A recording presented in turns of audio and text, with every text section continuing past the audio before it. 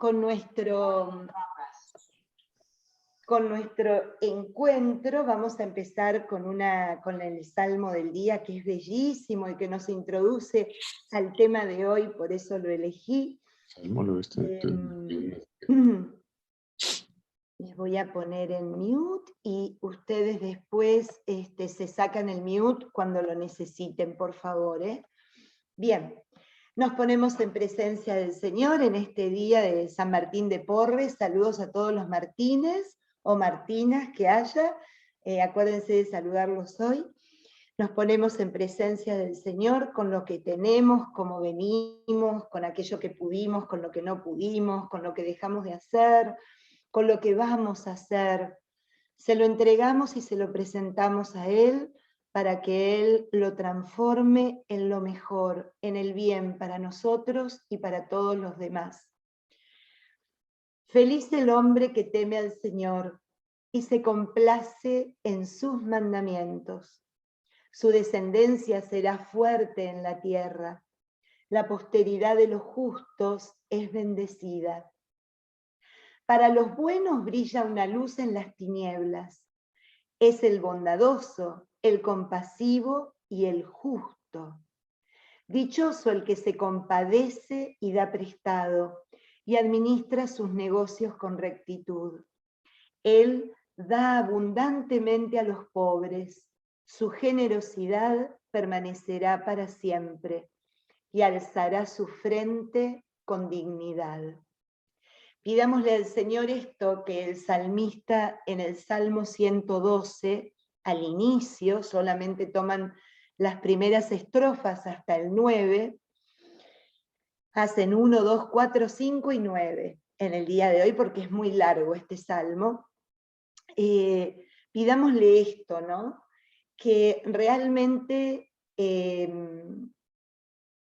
podamos ir viviendo la justicia de Dios en nuestra vida y que eso se mida en cómo obramos con los hermanos, ¿no? Que realmente sea una fe encarnada, una fe como empieza el salmista, que nos haga sentir felices porque hay un temor de Dios. Este temor de Dios, que no es lo mismo temor a Dios, es el temor de fallarle, el temor de no serle fiel, de no responder con el mismo amor o la misma intención que Él obra para con nosotros, ¿no? Que realmente podamos tener ese sentimiento y una vez más, que nuestro termómetro sea el trato con los demás. Por eso dice, ¿no? Dichoso el que se compadece y da de prestado y administra sus negocios con rectitud.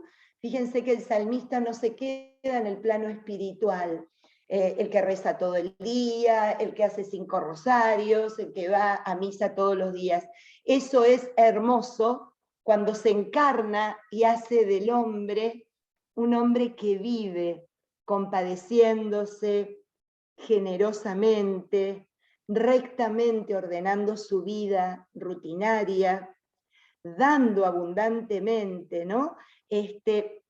Fíjense cómo de alguna manera es un canto a la coherencia, es un canto a eso que dice el Evangelio de Marcos, la autoridad con la cual vivimos y con la cual de alguna manera tratamos de ir sembrando las semillas del reino.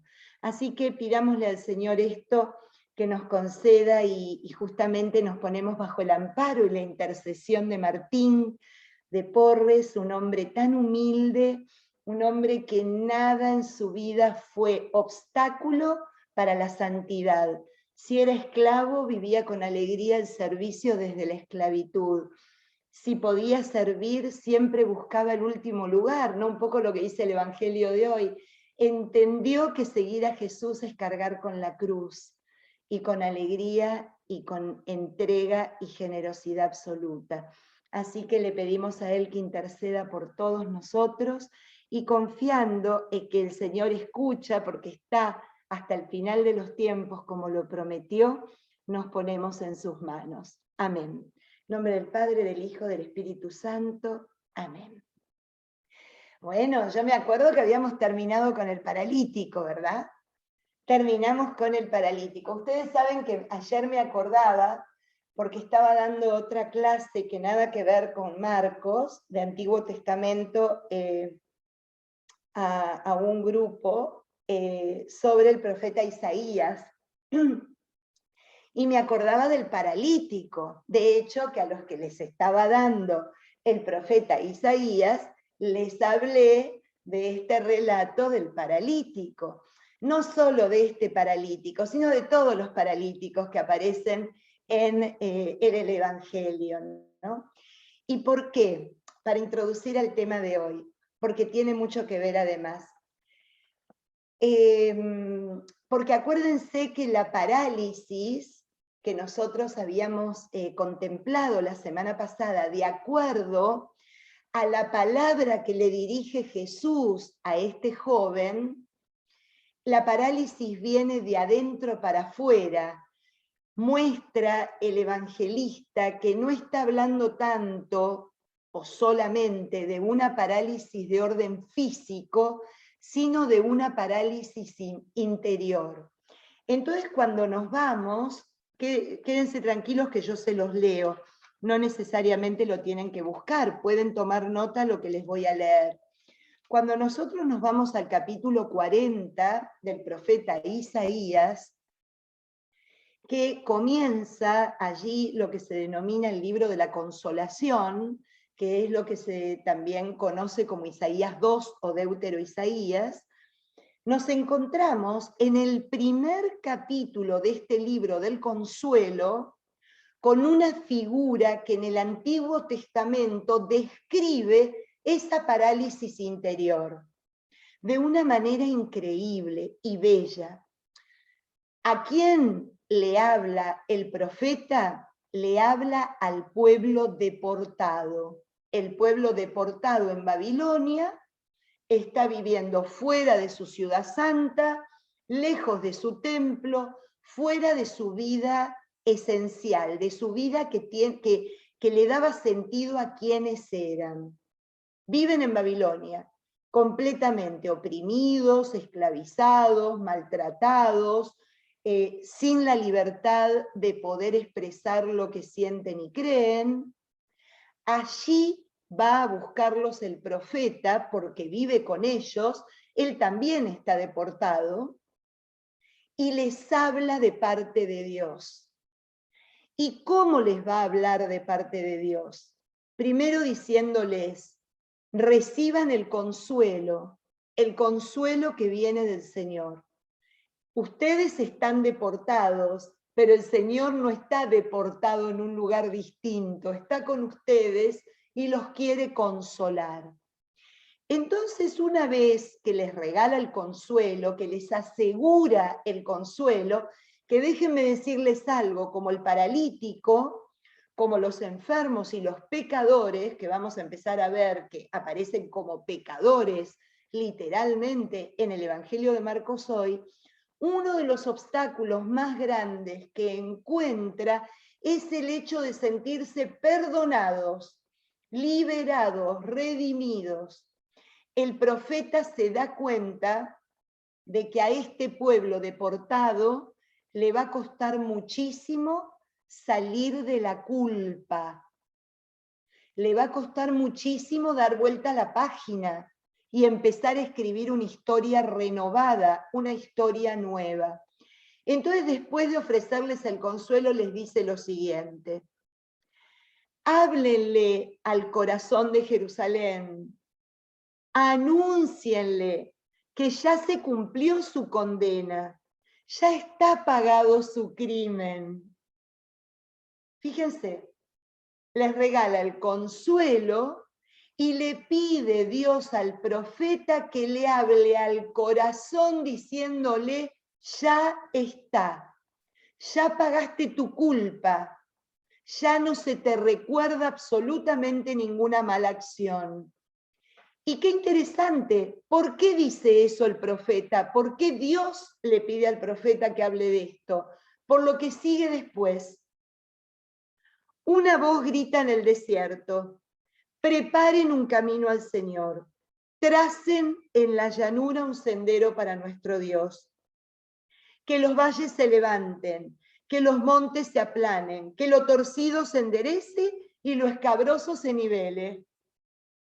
Fíjense de qué manera maravillosa el profeta que escribe esto en el siglo VI antes de Cristo le dice al pueblo: si ustedes están bajo la culpa, si ustedes no empiezan a vivir el perdón que Dios les está dando, no pueden ponerse en acción.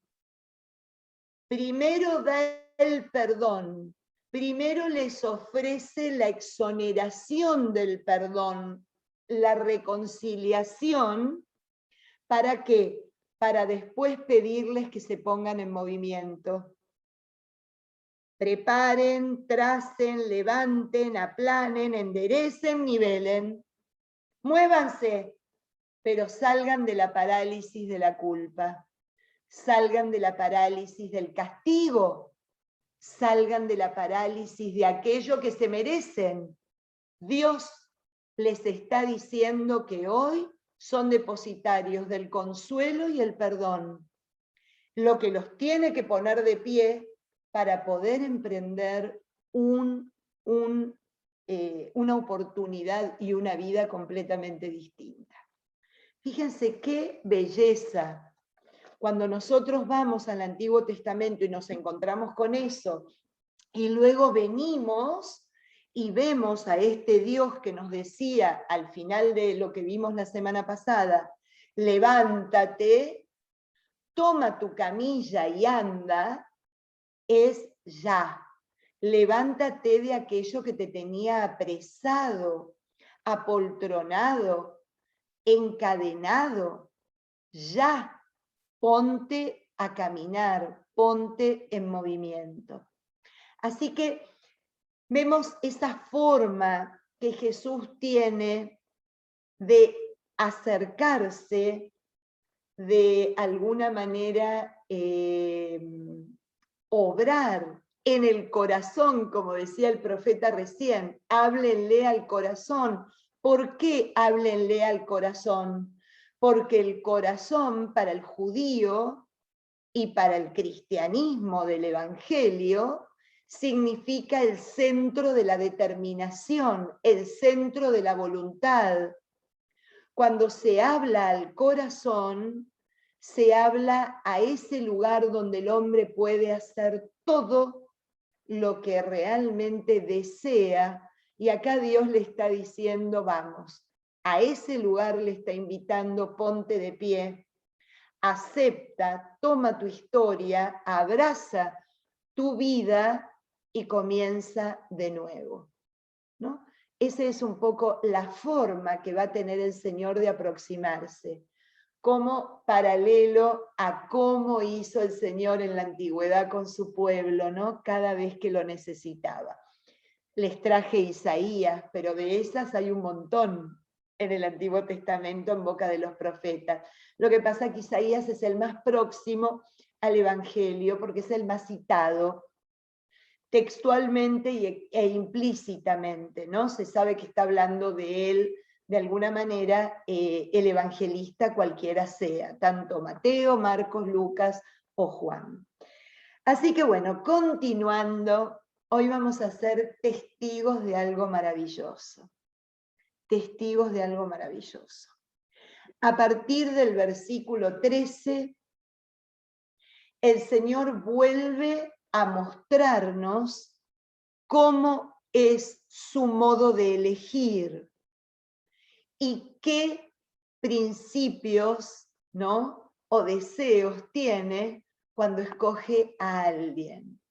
Fíjense lo que vamos a leer, del versículo 13 hasta el final del 14, nada más. Estaba en Cafarnaúm, en su casa, en ese lugar que les mostré probablemente, y vuelve a salir, ¿no? ¿Se acuerdan que yo les decía que nunca está quieto el Jesús de Marcos? Siempre está en movimiento, siempre está yendo hacia, ¿no? O volviendo de. Salió de nuevo a la orilla del lago.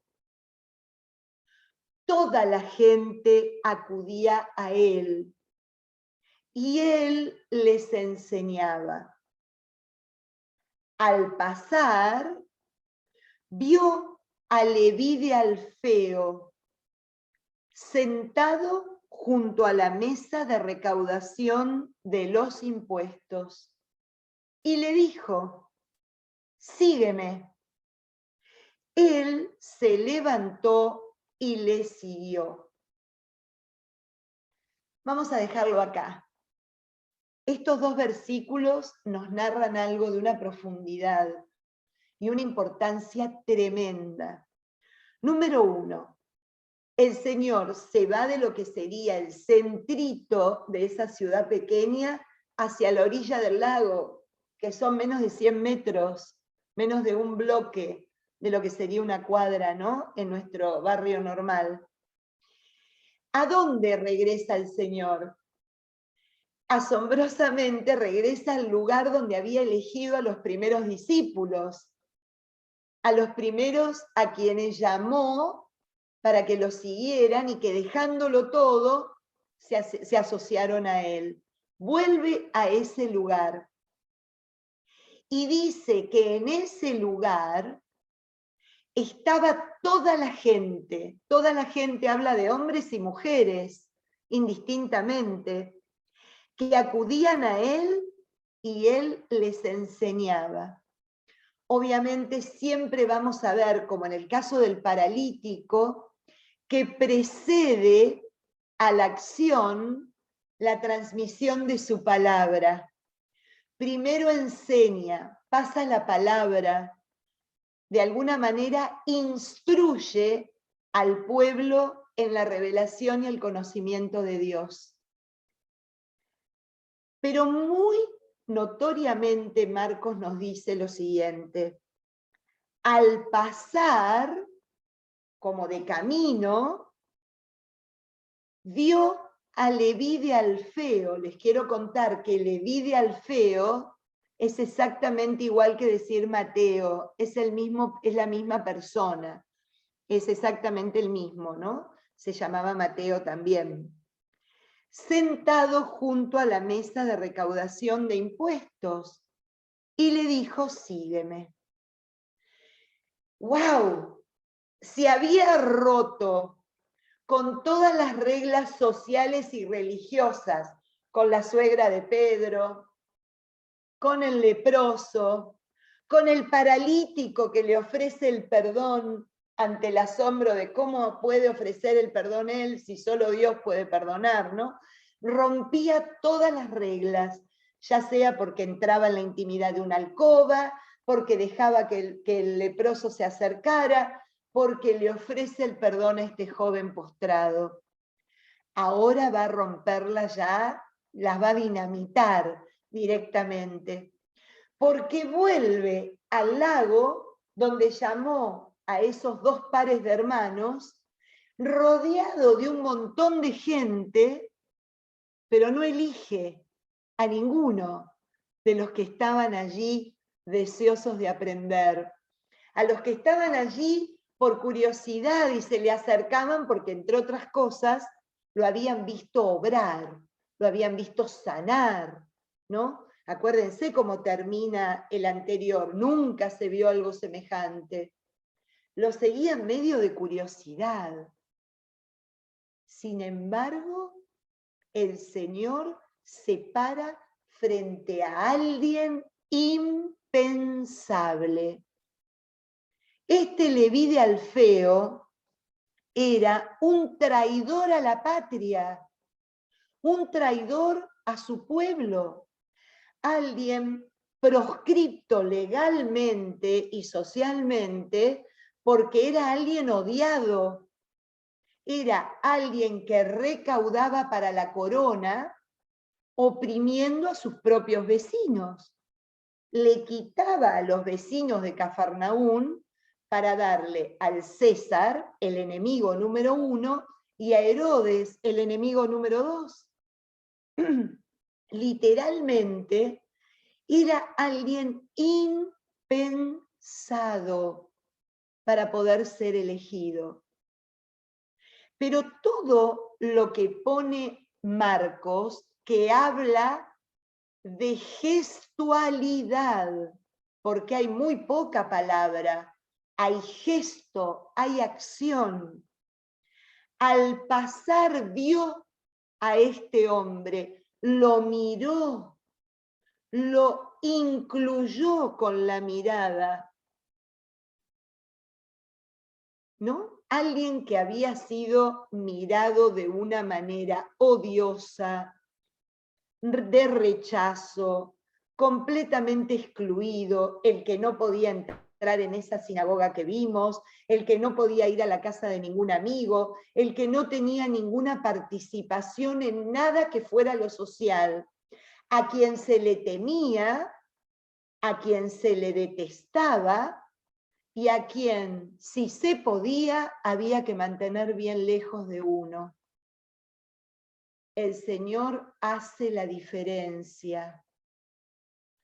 Pasa por allí y lo mira, lo recibe, lo abraza con la mirada, lo incluye con la mirada, lo desea con la mirada. Y no solo hace eso con la mirada, sino que lo invita. Sígueme. Al excluido lo incorpora. Te quiero a ti. Como había dicho a los pescadores, ahora le dice al pecador, porque era un pecador público. Si algo tenían los recaudadores de impuestos es que eran públicamente excomunicados de la sinagoga. Eran públicamente impuros. A ese le dice con toda intención, sígueme. Y obviamente se levantó como la suegra de Pedro, como el paralítico, transformado. ¡Qué maravilla! Ustedes dirán, ¿qué lo transformó? No lo tocó nada, lo miró. Lo miró. Esa mirada y esa inclusión lo transforma, lo redime, lo resucita.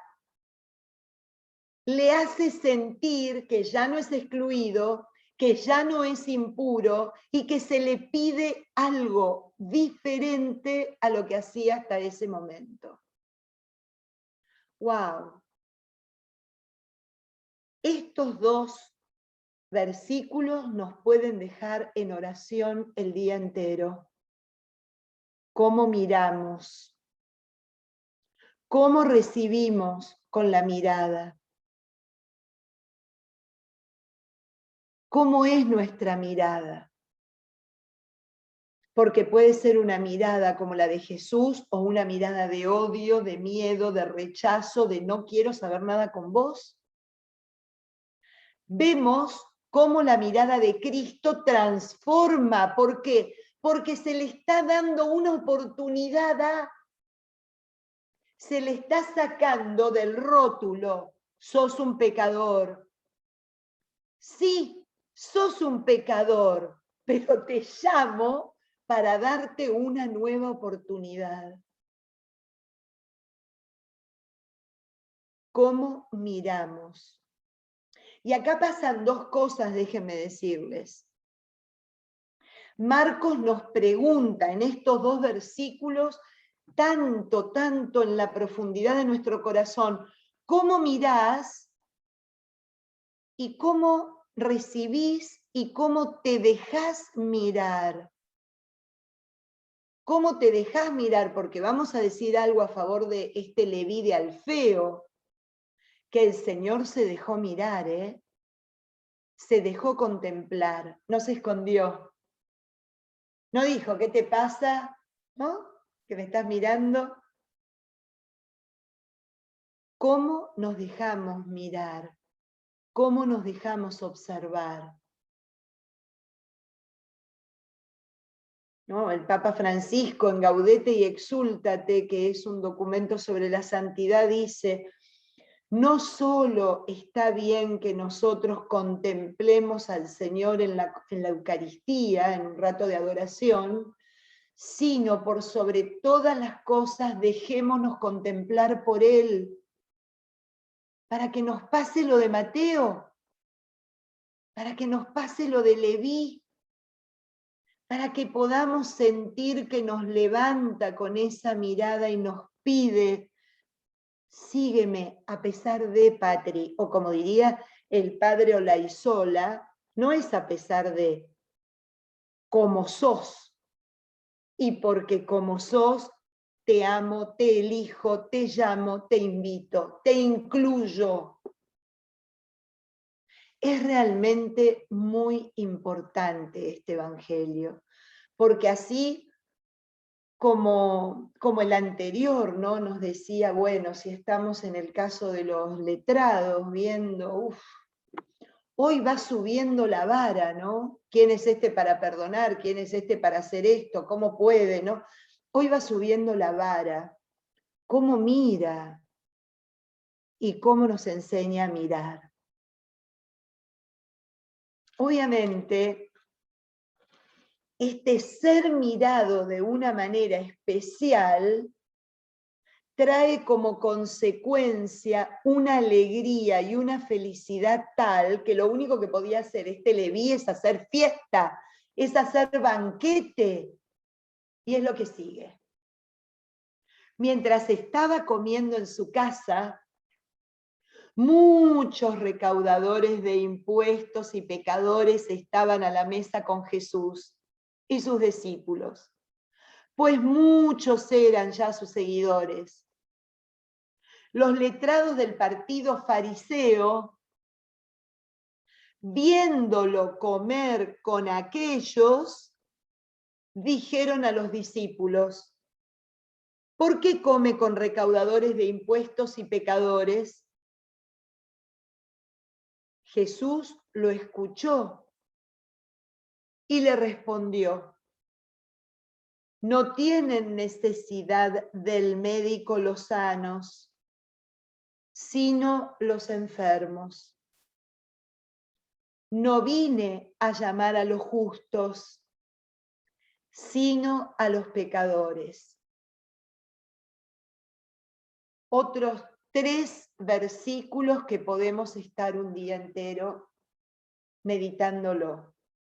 Número 1, que cuando nos sentimos mirados de esa manera, en algún punto, como dice el padre Pronsato, y algunos me lo habrán escuchado en otra oportunidad, el Señor le miró a Leví y le descubrió cosas que Leví no había ni visto ni descubierto en sí mismo. El Señor le dio a Leví el voto de confianza en él mismo. En él radicaba ya el cambio y la oportunidad. El Señor se la despertó. Y eso hizo que Leví celebrara, hiciera banquete, transformara la casa de un recaudador ambicioso, egoísta y sin límite en la casa de la generosidad y la compartida, porque déjenme decirles, entendió, así como entendió la suegra de Pedro, que ser su discípula es servir. Este Leví le quedó claro que ser su discípulo es ser generoso y hacer una mesa tan grande que entren todos. Que entren todos. Nadie se puede quedar fuera de mi mesa. Y miren con qué detalle lo dice Marcos. Estaba comiendo en su casa muchos recaudadores de impuestos y pecadores estaban a la mesa con Jesús y sus discípulos, pues muchos eran ya los seguidores. Caramba, si cambió la mesa, Leví. De la mesa de recaudación la cambió a la mesa de celebración. Es bellísimo el cambio y la transformación en su corazón. Transformó una mesa pequeña, fuerte, como sería esa que apabullaba a todo el mundo, en la mesa grande, amplia, donde entra todo el mundo. Y fíjense qué detalle, que este cambio en Leví de Alfeo, esta mirada que levanta y transforma y a la cual se asocia para vivir una vida distinta, se convierte en antorcha para los demás. Estamos años escribiendo programas de evangelización, años pensando en cómo podemos evangelizar y qué ministerio vamos a inventar y cómo vamos a hacer. Y lo que nos pide el Señor es que miremos como Él, que incluyamos como Él, que no sospechemos ni nos dé bronca porque Él llama a los que nosotros no llamaríamos en 1000 años, que se reúne con lo que nosotros no querríamos estar ni a 10 metros, y que transforma el corazón de aquellos que nosotros rechazamos de cuajo y por completo. Esa es la mejor manera de evangelizar, nos está diciendo Marcos. A tal punto que la antorcha de Leví convoca a otros Leví. Claro, porque cuando hay alguien que se levanta por una mirada de amor e es incluido, todos los demás se sienten incluidos, que son como él. ¿Y nosotros por qué no? Aprovechemos, vayamos, sentémonos a la mesa con Jesús.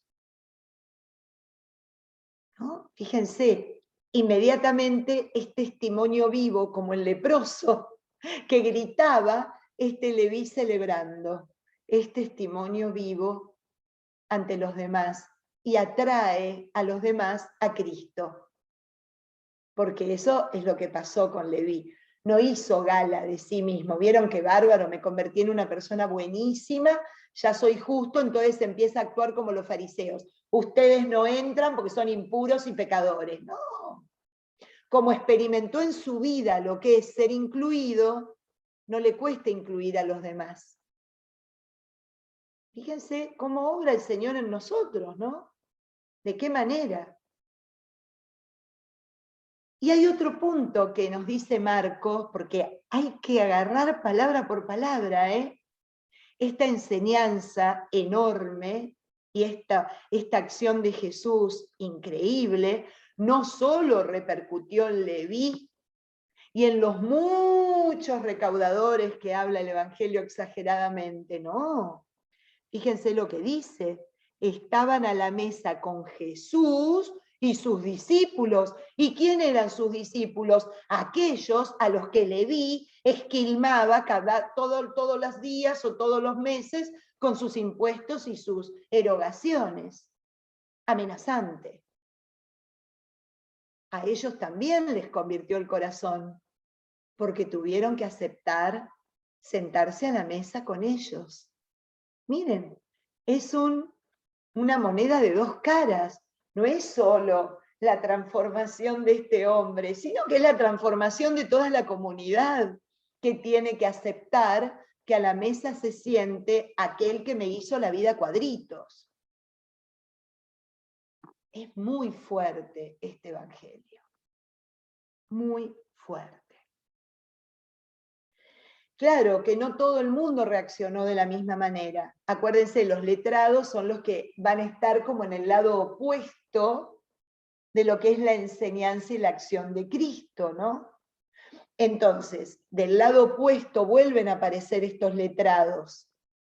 Los letrados son los que tienen clarísima la ley, los que tienen clarísima cómo transmitirla y cómo observar que se cumpla, ¿no? Es su función. Y esos que estaban observando si se cumplía o no, ven todo desde afuera, no sentados a la mesa, claramente. Viéndolo comer con aquellos, ¿por qué come con recaudadores de impuestos y pecadores? Lo escuchó Jesús y le contestó él directamente, no mandó a sus discípulos, y les dijo, no tienen necesidad del médico los sanos, sino los enfermos. Y no vine a llamar a los justos, sino a los pecadores. Claro, estos hombres se consideraban justos porque conocían y transmitían y vigilaban la ley. No necesitamos nada, no necesitamos que obren nada en nosotros, nada de nada. Nosotros ya somos buenos, ya ganamos el cielo. Son ellos, son los otros los pecadores, nosotros no. Y nos extraña que te juntes con esa gentuza, ¿eh? Déjame decirte, tenés que venir con nosotros, que somos los buenos. Y acá Marcos sigue poniendo de relieve esta sensación tan humana, perdónenme, de nosotros y los otros, de nosotros y ellos, nosotros y los de afuera, los creyentes y los no creyentes, los participantes y los no participantes. Nos pone sobre aviso, porque es claro. ¿Cómo te sientes? ¿Te sientes sano? ¿Te sientes enfermo? Porque si te sientes sano, te perdés de vivir las maravillas que obra este médico. Y si te sientes justo, te perdés la palabra, el abrazo y el amor misericordioso de este Dios que sale todos los días a buscarte. ¿Dónde estamos? ¿Mirando fuera y viendo con quiénes se quiere reunir el Señor? ¿O estamos celebrando con Él el banquete en una mesa tal que hasta los letrados tienen lugar para sentarse? Vengan, no se la pierdan. Aflojate, hermano, y sentate y tomate un vino con nosotros. ¿Dónde estamos nosotros parados? ¿Cómo vivimos nuestra fe? ¿No? Esta parte del Evangelio es tan fuerte, tan fuerte, tan fuerte, que nos cuesta entenderla, nos cuesta vivirla, nos cuesta comprender el signo. Y a veces nos molestamos porque, por ejemplo, me viene a la mente esto de corazón, el Papa recibe, habla o hace algún gesto con gente que nosotros tachamos ya de perdidos. ¿Y saben qué? Yo también reacciono y este evangelio me despabila y me dice, Patri, no tenés idea, porque Jesús hacía lo mismo. Jesús hacía lo mismo. Ahora bien, Él les ofrece la mirada, Él les ofrece el abrazo, Él les ofrece un signo de acercamiento. Después ya depende y queda en el fuero más íntimo de la persona. Pero Jesús es Jesús. Y como dice Dios en toda la Escritura, Él no puede dejar de ser quien es, porque no puede desdecirse e ir en contra de sí mismo. Entonces fíjense qué duro que es el Evangelio y cómo nos cuestiona, ¿no? Y como diría en otra parte el profeta Isaías, si no vas a obrar de esta manera, por lo menos no seas obstáculo, como decíamos la semana pasada. Si no podés, por lo menos no seas obstáculo, porque hay un obstáculo malicioso, hay un obstáculo completamente como el de los letrados, cuando se quiere señalar una acción cristiana como nefasta. Miren ustedes a dónde nos lleva Marcos. A mí me da vuelta como una media, déjenme decirles, porque me saca de la comodidad, me saca de la seguridad, me saca de la certeza y me invita a repensarme y a repensarme a mí en torno, como decíamos en el Salmo, de una vida coherente y una vida auténticamente coherente. Este sacude.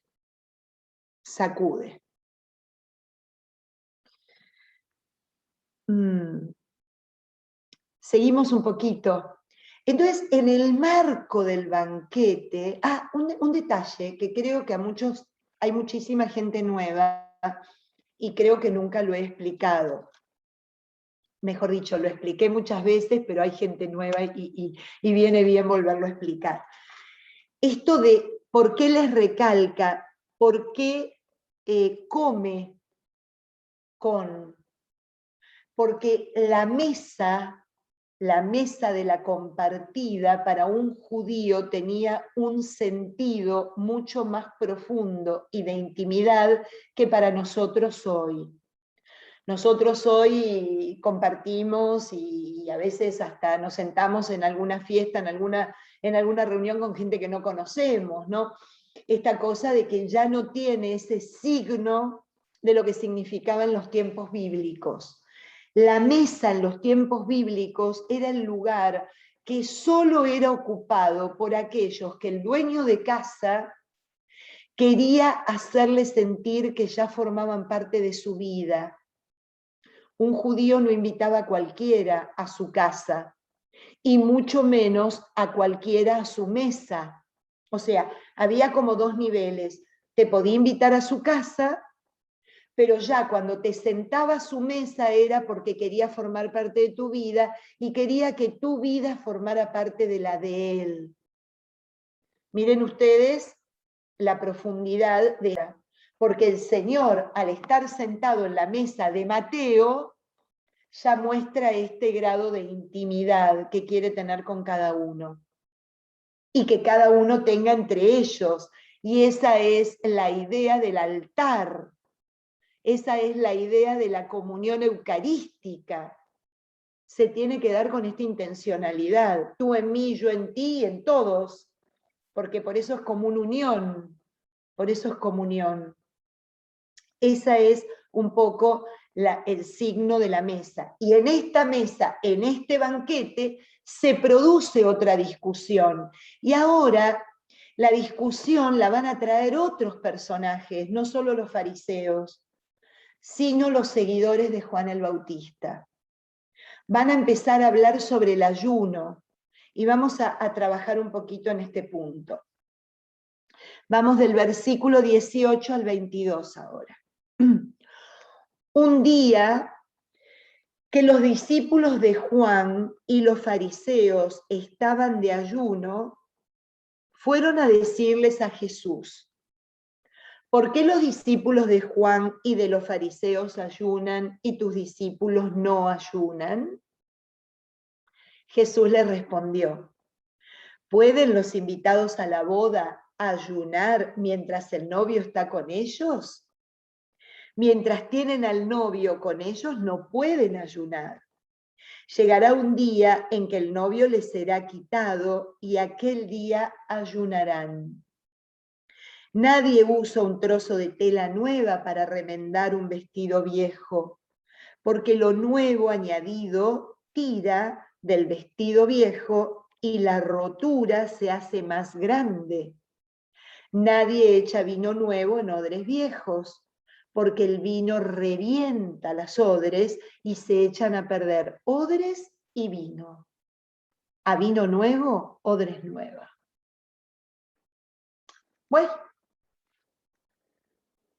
fíjense, en el marco del banquete, Marcos pone otro relato. ¿Cuál es este día que ayunaban tanto los discípulos de Juan como los de los fariseos? Un día que se inventaron ellos. No estaba prescripto en ningún lugar de la ley. los fariseos habían prescripto en algún punto que los lunes y los jueves eran día de ayuno.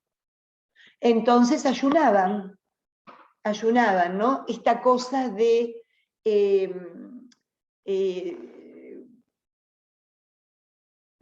aumentar el peso de la obligatoriedad de estar en un determinado modo frente a Dios, en lugar de alivianar, aumentar y ponerle más presión al pueblo, que por eso está simbolizado en la parálisis, en la lepra, ¿no? En aquello que cada vez te deja más fuera de foco, fuera de juego, porque es tanto que ya no sé qué tengo que hacer, qué no tengo que hacer, cómo tengo que vivir, porque por cualquier lado que me vea me veo fuera, porque no puedo cumplir con todo.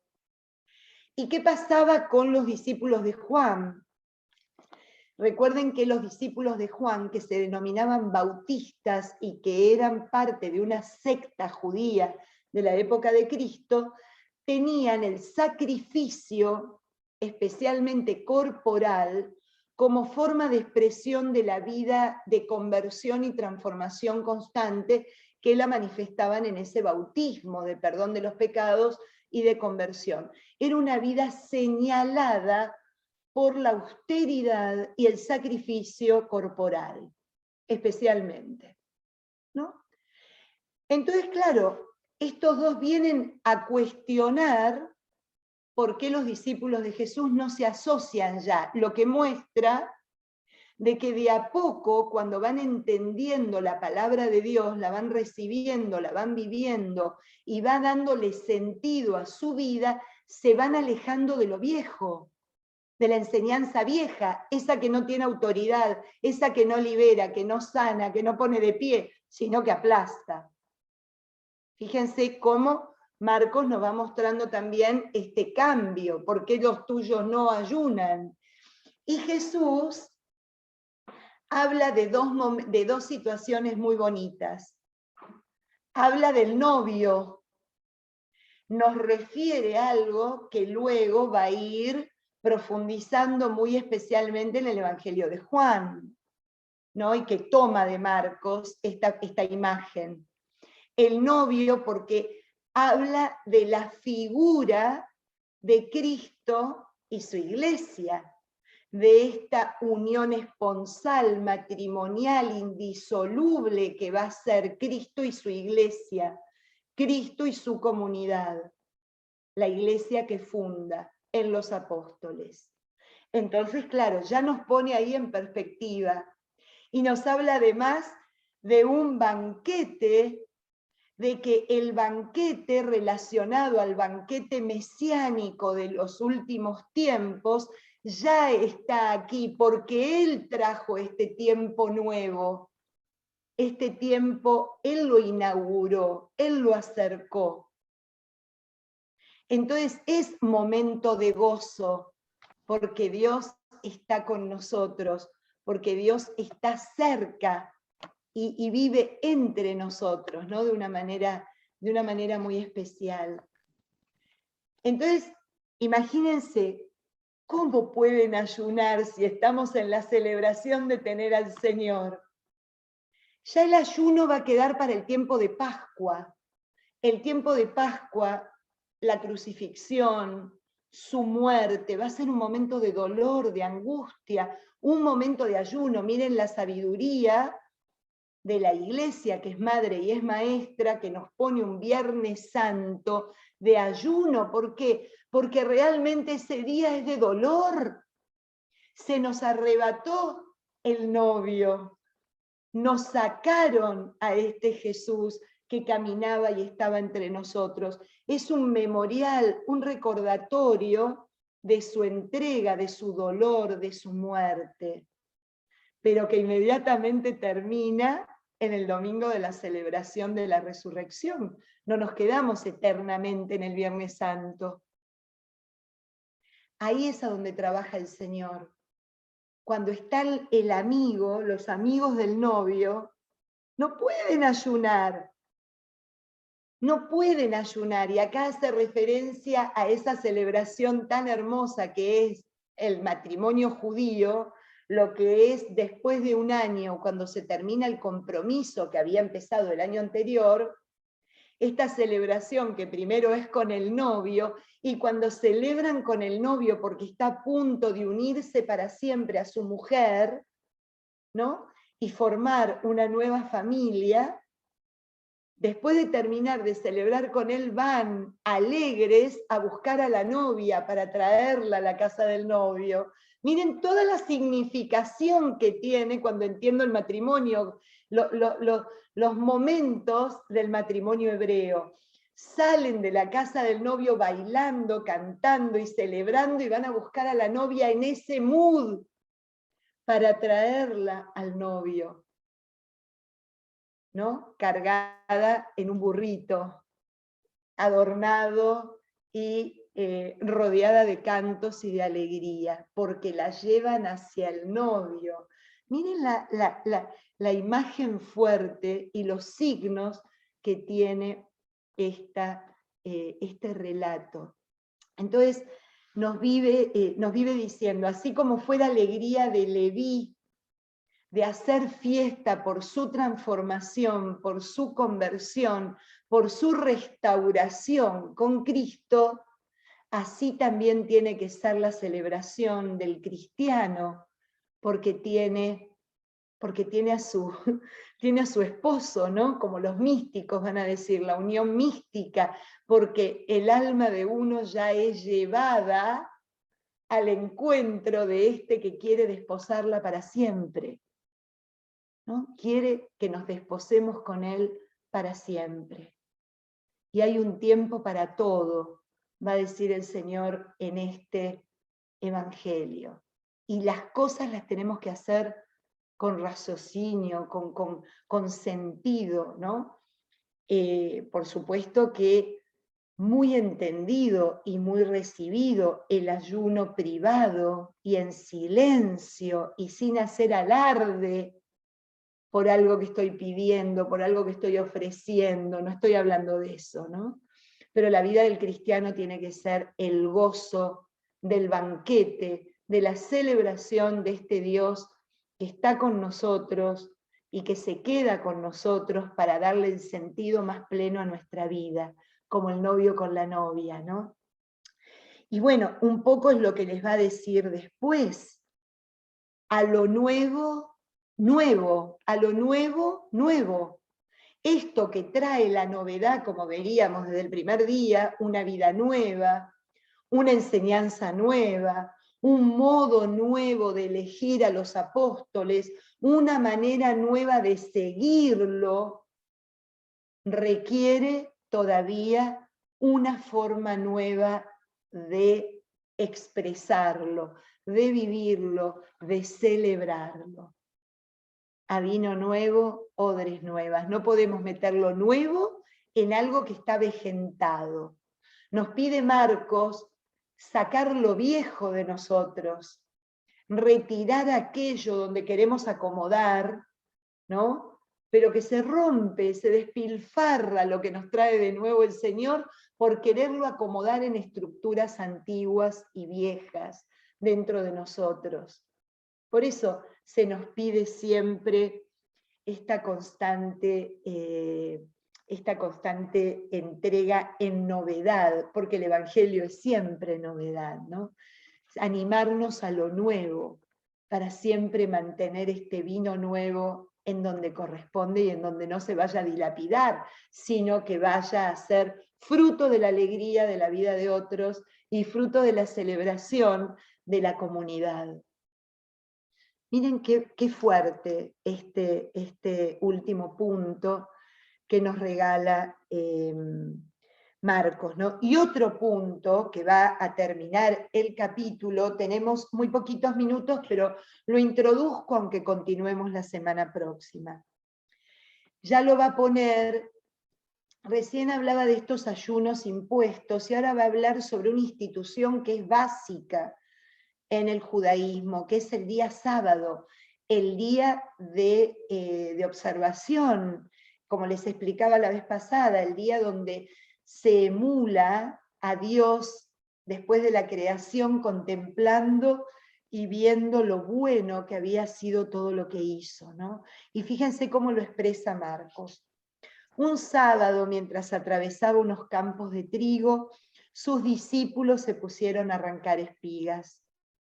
Los fariseos le dijeron, mirá lo que hacen en sábado, algo prohibido. Vieron que están están escondidos atrás atrás de la ramita, atrás del campo para ver los, ¿cómo se llama? Los inspectores de la moral, ¿no? Les respondió, ¿no han leído lo que hizo David cuando él y sus compañeros pasaban necesidad y estaban hambrientos? Entró en la casa de Dios, siendo sumo sacerdote Abiatar, y comió los panes consagrados, que solo pueden comer los sacerdotes, y los compartió con los compañeros. Y añadió, el sábado se hizo para el hombre, y no el hombre para el sábado. De manera que el Hijo del Hombre es Señor también del sábado. O sea, otra de las cosas que también quiere explicar. No está mal el sábado, pero una de las cosas que tiene el sábado como sentido más profundo es que fue realmente un regalo que Dios le hizo a la humanidad en ese momento y en ese lugar, cuando no tenían ni siquiera un día para descansar, un día para relajarse, ¿no? Y pasar en familia, y realmente reponer fuerzas, el sentido más profundo y humano del sábado. Y realmente cuando uno analiza el Génesis, ve que Dios le dice al hombre, todo esto lo he hecho para ti, para que lo sometas, para que lo domines, para que tú puedas de alguna manera administrarlo. Y en base a eso es que se basa, es que también dio el sábado para el hombre, no el hombre para el sábado, ¿no? Sino que al hombre también le dio eso para su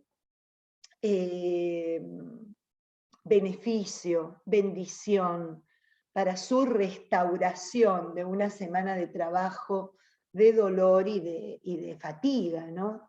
Es un día que tienes que descansar y contemplar. Entonces, ¿cómo el Señor da vuelta y pone algo que está en el libro de los Reyes?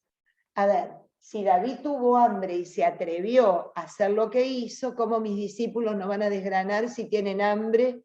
Y si no, van a desfallecer. O sea, es ridículo, primero el hombre y después el día. Primero el hombre y después la ley. Porque la ley fue hecha para el hombre, no el hombre para la ley. ¿No? Así es la mentalidad que el Señor les respondía y que no podían encontrar en lo que les decía error alguno, porque efectivamente era una de las reflexiones rabínicas de acuerdo a la corriente que se leyera o la corriente de estudio que leyera el Génesis. Así que bueno, ahí es donde vemos que queda discutido la forma, cómo vivimos y cómo expresamos a Dios, nuestra relación con Él, cómo lo celebramos, qué entendemos por día sagrado, ¿no? ¿Qué entendemos por día sagrado? Porque acá, y después lo va a volver a repetir en otro lado, queda claro que el hombre es mucho más sagrado que un día, ya que si un hombre está en riesgo, hay que salvar al hombre, por más que sea el día consagrado al reposo y a la oración. Porque el hombre es sacratísimo, es lo más sagrado de la creación, ¿no? Algo por ahí nos va llevando. Pero eso lo vamos a profundizar la semana próxima, porque como seguimos hablando del sábado en el capítulo 3, va a darle mucho más vuelta y mucha más reflexión a este tema. Ahora me gustaría en estos minutos que quedan, si tienen preguntas a lo que vimos hoy, si tienen dudas, si algo no fui clara, alguna cosa que además quieran compartir de todo lo que estuvimos viendo, que fue bastante fuerte y bastante profundo, ¿no? Lo que nos invitó hoy Marcos a meditar en nosotros. A ti nada más la referencia de Isaías al principio. Isaías que fue hermosísima cuando empezaste la clase. Isaías 40, del Okay. versículo 1 al versículo 7 o 6 debe ser. Ya te digo, espera que lo tengo aquí. Te lo digo enseguida, si me aguardas, acá está. Isaías 40 del 1 hasta donde yo leí, hasta casi el final, a cuando empieza el 5. Muchas gracias, Pati, perdón, buenísimo. Nada, por favor. Precioso, para meditar todo. Sí, porque es la manera, a mí me gusta llevarlos al Antiguo Testamento cuando puedo y explicarles para que ustedes vean el trasfondo hermoso que hace el Señor en los Evangelios, de continuar con una enseñanza que se había malentendido, que se estaba obrando y practicando mal, lejos de la intención y la voluntad de Dios. Eso es lo que hace el Señor. No viene a decir todo lo del antiguo, miren que es un desastre, no. Fíjense cómo nos vamos alejando del original, de la fuente, y le vamos agregando nosotros cosas propias de la humanidad, dureza, inmisericordia, ¿no? Juicio, ¿no? Bueno, el Señor quiere volver a llevarnos ahí para que nos desprendamos de todo eso, que lo único que hacen es poner obstáculos en nuestra relación con Él, no allanarla. Así que por eso voy de aquí para allá. A veces pienso que los mareo un poco, pero perdónenme, ustedes me preguntan cuando la cosa no está bien, ¿eh? Por favor se los pido, definitivamente. Bueno, veo que Sandra no está hoy y aprovecho estos minutitos que quedan para contarles que definitivamente ya tenemos el viaje cerrado, ya nos confirmaron los lugares de alojamiento y el avión. Vamos a salir el 2 de marzo, que es el miércoles de ceniza. Fíjense, literalmente arrancamos la cuaresma en Israel. Muy bien. Así que más literal no puede ser. Salimos el 12 y creo que regresamos el 2, salimos el 2, perdón, y regresamos el 12 por la mañana, estamos aquí. Creo que llegamos a la mañana muy temprano, vamos por American Airlines de manera directa, Miami, Tel Aviv, Miami. Lo único que perdimos, al menos por ahora, yo todavía no doy nada por perdido, pero tuvimos que acudir a hoteles porque no nos dieron casa de retiro. Eso es lo único que me dio un poquito de penita. Pero bueno, la verdad que todo no se puede, ¿no? Tenía que estar en el sínodo y la verdad que me era muy inconveniente faltar y el padre me pidió por favor que esté presente y nada más. Eso hizo que tuviera que cambiar el día. Pero vamos a estar en hoteles y bueno, no importa.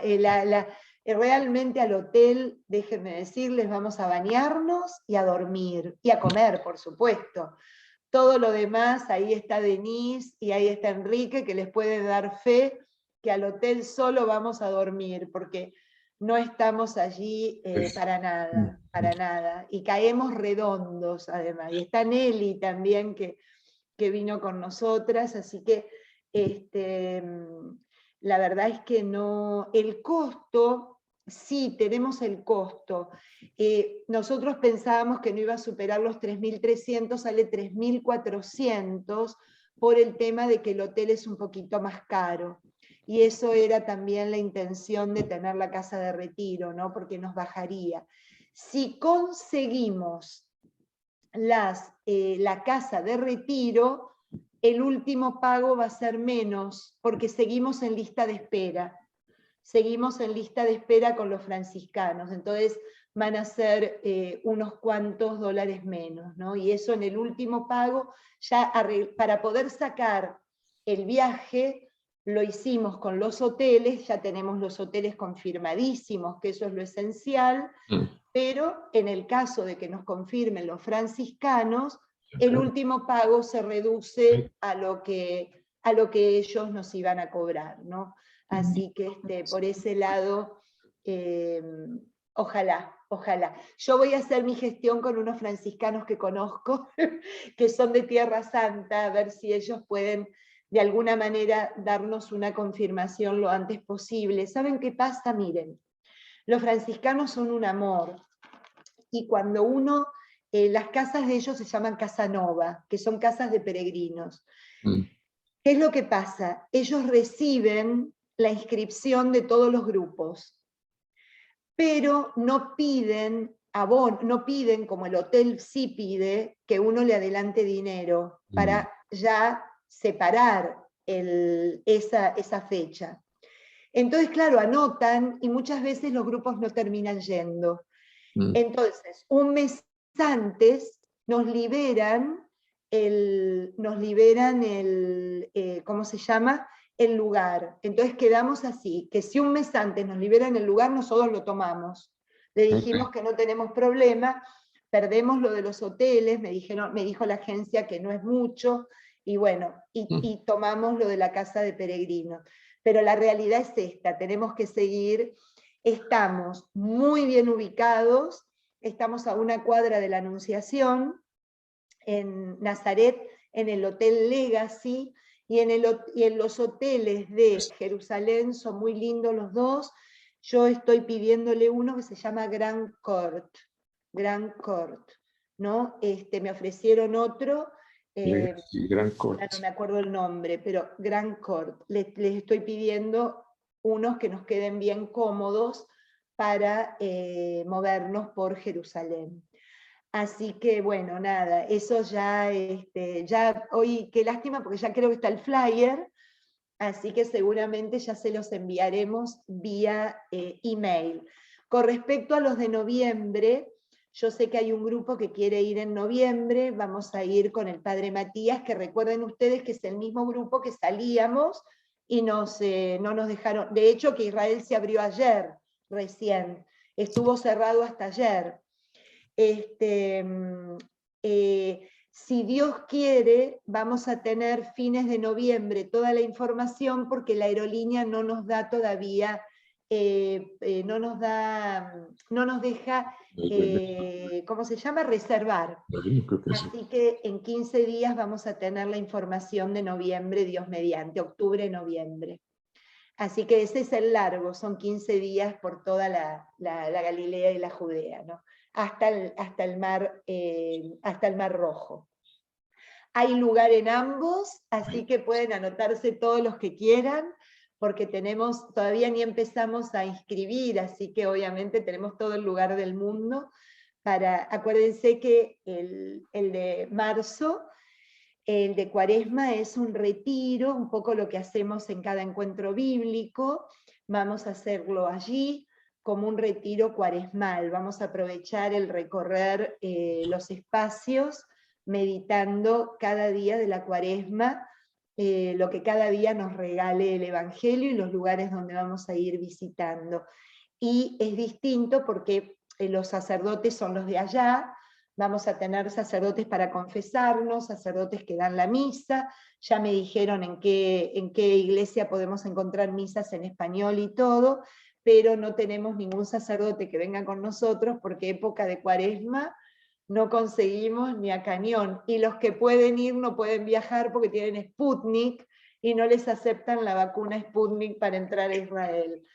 Así que voy como digamos, coordinándolo y haciendo estas meditaciones, y allí sí tenemos los lugares para confesarnos, para ir a misa, para hacer la vida y participar de la adoración eucarística con los franciscanos en Getsemaní y todo, pero no podemos tener un curita que venga con nosotros, lamentablemente. Así que, dadas las circunstancias, a lo mejor cambian y lo incluimos. Si cambian, lo incluimos, porque tenemos al padre Marcelo, que venía con nosotros en mayo del 2020 y se quedó con ganas, así que Marcelo vendría, pero no lo dejan entrar por ahora. Y para colmo tampoco lo dejan entrar acá, porque lo invité a que se venga a vacunar, pero bueno, el pobre no lo van a dejar entrar a partir del 8 de noviembre, así que lo vemos un poco difícil, pero bueno, ya Dios proveerá. Y calculo que si así lo hizo es porque así lo debe de querer, lo permite, es porque lo debe de querer. Así que nada, cualquier cosita yo les, ya si Dios quiere les va a llegar el flyer, y bueno, nada, ustedes se van inscribiendo, el flyer viene con la registración, así que allí ya se inscriben y listo. Es muy fácil, muy fácil. Y para que sepan, se sacó todas las pruebas serológicas, ya no se hace más prueba sanguínea, todo. Israel es como cualquier otro país de Europa, con el PCR que vamos a tener que viajar y el PCR para regresar. Por ahora es así. Así que nada. Cualquier cosita me dejan saber. Sí, Soco, tenés la... No, nomás era una duda, pero ya lo veo en el flyer si quieres. En el viaje de marzo, que es el más corto, ¿no incluye ir a Galilea, al mar de la Galilea? Todo. Ah, ok. Es que... No, por favor. Yo pensé que era solo Jerusalén. No. Ah, ok. Los 9 días hacemos la Galilea y la Judea. Ah, ok. Lo que pasa es que en el mes de noviembre vamos hasta el Mar Rojo. Okay. Hasta el Mar Rojo, que es donde lo cruzó Moisés con el pueblo. No, precioso, pero tú sabes, como mamá, tantos días no me da. Ya lo sé, y justamente este viaje es reflotar a todas las personas que pueden ir por 9 días como mucho, y era respetar lo que ya teníamos armado. Y aprovechando la cuaresma, así que bueno, nada. Ahí vamos, veremos cómo nos sale. Siempre sale lindísimo, esperemos que esta vez no sea lo contrario. Así que bueno. Y ahora lo mudaste a mi cumpleaños, Pati. ¿Será una señal o qué? ¿Cuándo es tu cumpleaños? El 8 de marzo. Imagínate, yo pasé mi cumpleaños con Denise y con Enrique el año que fui con ellos.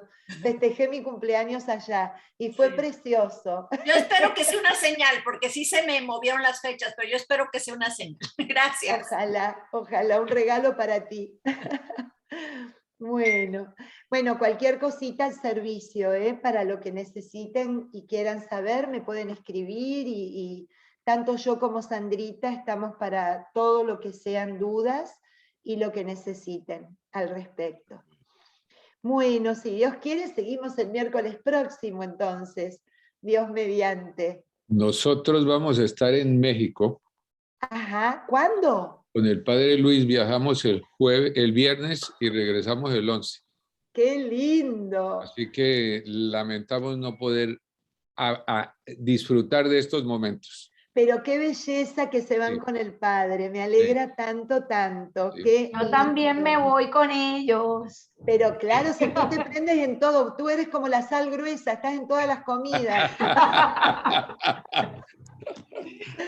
Así que porque vamos en peregrinación para Guadalupe y después para Tierra Santa y después otra vez. Imagínate, dando vueltas por el mundo. Bueno, pero magnífico. Queda grabada, gracias a Erika queda grabada la clase, así que perfecto. No hay problema. Magnífico, muchas después gracias. Nos estarán contando, y bueno, yo voy a México después la semana siguiente. Sí, eso escuché. Sí, ya os contaremos. Nos vamos pisando los pies. Sí. Ahí está. Bueno. Muchas gracias. Un beso grande, que hasta estén pronto. Muy bien. Nos vemos, Gracias. Caro, en un rato. Gracias, Pati. Sí, nos vemos. Nada, Carito, Chao. hasta luego. Chau, Julita, te veo en un rato también. Chao. Hasta luego, hasta luego. Adiós, Bye, adiós. Que les vaya muy bien. Uy, hay un montón de... Gracias, Patricia. Chao. Chao, Adiós, Patricia. adiós, y chao a adiós. todos. Feliz día. Que les vaya muy bien, que les vaya muy bien. Muchos besos. Dios te bendiga, Pati.